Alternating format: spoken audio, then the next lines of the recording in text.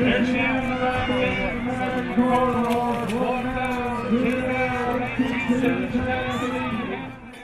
are back here on Channel 18 talking with Kirk Klanke with Trout Unlimited, and also a big thanks to one of our key sponsors, Snow Mountain Ranch, YMCA of the Rockies.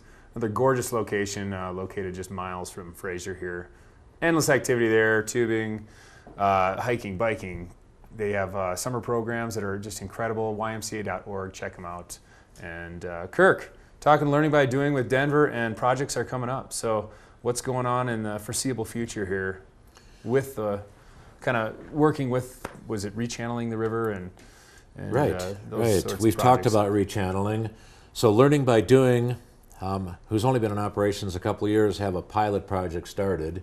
We've gone out to bid. We've hired a contractor, one of the most renowned in the state for doing channeling projects. The contractor will pull all the necessary permits this year, which it's time consuming. Yep.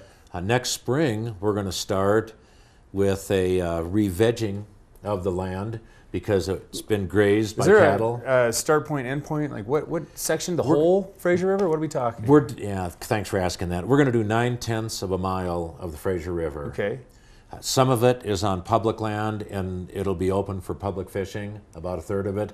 2/3 of it is on private land, so we're forming a private-public partnership.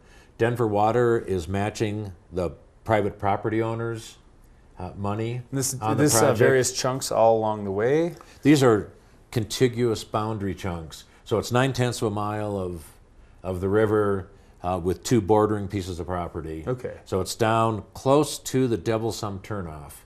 And some of the property belongs to the Devil Sum Ranch, and they're the private property owner throwing in money. Some of it belongs to a water and sand district who's allowing us to do a project on their land, but we have to raise the money to do the project.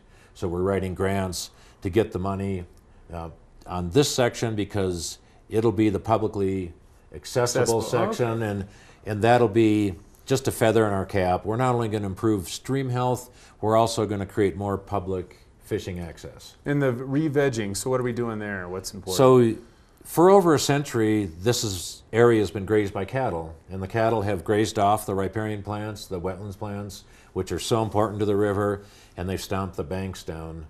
So we're going to go in and replant 4,000 willows.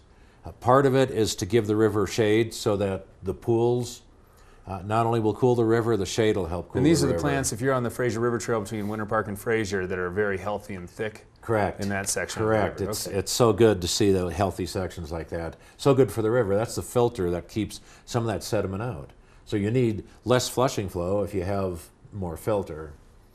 So we're going to re-veg in the spring of 2017. In the fall of 2017, we'll get in and do the channeling. So do you know what that looks like? Like I'm just trying to picture. Are they going to just have backhoes in there? Big old track hoe. Yeah, something that straddles the river? They're going to import truckloads of rock because they're going to build structures that are going to have to hold during high flows like we saw this year. We don't want this to all just blow right on down the river and waste our Correct. time. Yeah. That's why I really like the company we hired, Freestone Aquatics. It's not their first rodeo, huh?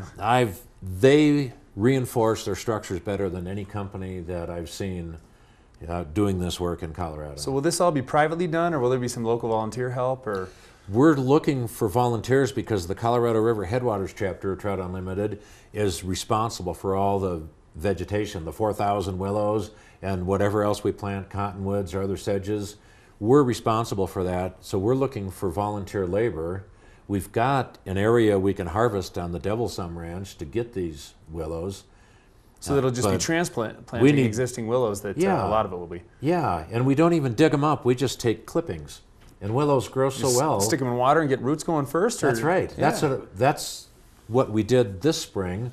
I harvested every 2 weeks, and I planted every 2 weeks. And there was a certain window of time where they grew really well. How many years will the, not reforestation, but will it take for these to kind of bloom into full-fledged willows that are actually contributing to the... Tall enough to shade?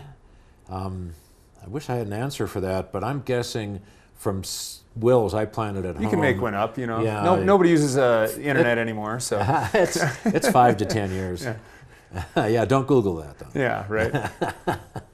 But okay, so wow, what a neat process. So we're going to take a quick break. Stay tuned again with Kirk Klanke here with Trout Unlimited. We're going to talk some of the events coming up and fundraising that you guys do to help accomplish these goals that are pretty important. So we'll take a quick break. And again, a big thanks to YMCA of the Rockies, ymca.org, Snow Mountain Ranch right here in Grand County. We'll be back.